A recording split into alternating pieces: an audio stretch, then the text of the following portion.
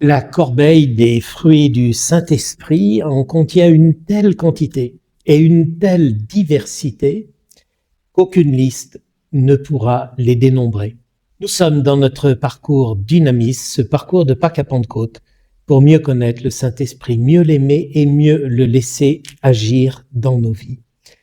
Nous avons vu dans toutes les vidéos précédentes les fruits du Saint-Esprit tels que saint Paul nous en parle dans la lettre aux Galates au chapitre 5, les versets 16 à 23.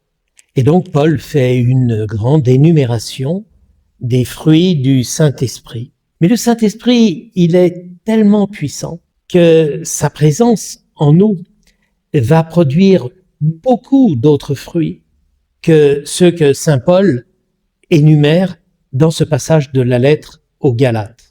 Parmi les autres fruits dont Paul peut parler dans certains autres de ses écrits, il y a particulièrement l'humilité qu'on trouverait dans la lettre aux Éphésiens au chapitre 4, les versets 1 à 3. Il y a aussi la vérité, un très beau fruit du Saint-Esprit, qu'on trouve en Éphésiens 5, 9. Et puis encore la liberté, encore un fruit très désirable du Saint-Esprit, qu'on retrouverait dans la deuxième épître aux Corinthiens, le chapitre 3, verset 17. Voilà pour ceux qu'on peut repérer dans les écrits de Paul, mais on peut en rajouter encore d'autres, et il y en a un qui me semble très important, c'est le courage. Parce que le courage, on le voit à l'œuvre dans la vie de Paul, qui a eu beaucoup de choses difficiles à traverser, mais qui ne s'est jamais découragé. Eh bien, ça, c'est un fruit de l'action du Saint-Esprit dans la vie de Paul.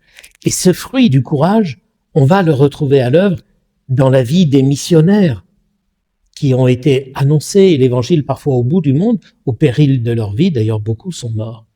Le courage. Je me permettrai d'en développer encore un autre qui me tient particulièrement à cœur, c'est l'humour.